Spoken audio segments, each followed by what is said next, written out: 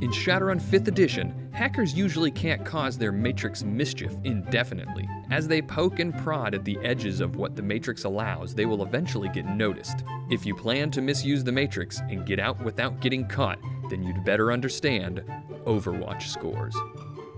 As a hacker, whether it be Decker or Technomancer, does the less than legal things that they do, little clues are left in their wake. One might think of them as ripples in the fabric of the Matrix that get propagated over time as the hacker does something questionable. Overwatch Score, or as the rulebooks often refer to it, OS, is an abstraction of these clues and trails that are left in a hacker's wake. Every time a hacker performs an illegal action, which is any Matrix action that has attack or sleaze as its limit, then the hacker's Overwatch score has a chance to go up. The Overwatch score will increase by an amount equal to the number of hits that the target received on its defense test.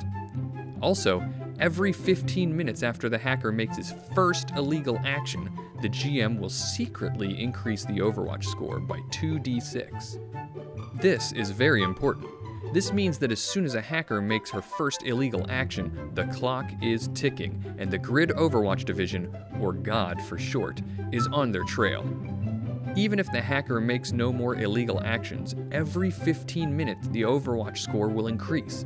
The GM also keeps this number secret, making the situation all the more intense. The reason this is so intense is because if the hacker's Overwatch score reaches 40, then this means that the Grid Overwatch Division has tracked down the hacker and converges on him. Convergence is quite nasty. First, God hits the hacker with a whopping 12 damage value Matrix damage that the hacker gets to resist normally. Second, God forces the hacker's device to reboot, losing all of his marks and causing dump shock. See page 229 of the SR5 core rulebook for details on dump shock. Finally, God reports the hacker's physical location to the owners of the grid and the host on which the hacker was found. So try not to get caught. Convergence is a little different if it happens when the hacker is inside of a host. This will be detailed in a future video on host convergence, which will be linked here once it is uploaded. Until then, see page 247 of the SR5 core rulebook for details.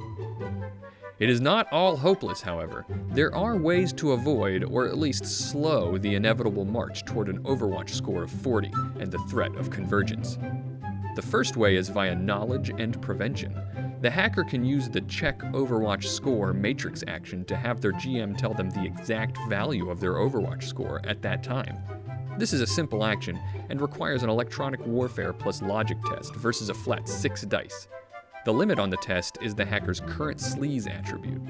Interestingly, this test is itself an illegal action, and the hits on the opposing 6 dice can increase the hacker's Overwatch score.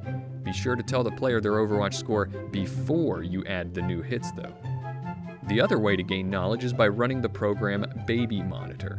This is a handy program which provides the hacker with a constant, accurate reading of their Overwatch score. Very convenient, but it takes a program slot in the hacker's cyberdeck. Technomancers have another more tricky way to mitigate ever-increasing Overwatch scores. They have a complex form called Cleaner. If a Technomancer knows the complex form, then they can use a complex action to allow them to actually lower the Overwatch score of themselves or anyone else. This is a simple success test and uses a dice pool equal to their software plus resonance. The limit on the test is the level at which they thread the complex form. Every hit on the test reduces their Overwatch score by 1. They must also resist fading, as usual.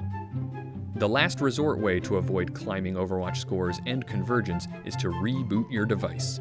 A simple reboot clears the Overwatch score and resets it all to 0.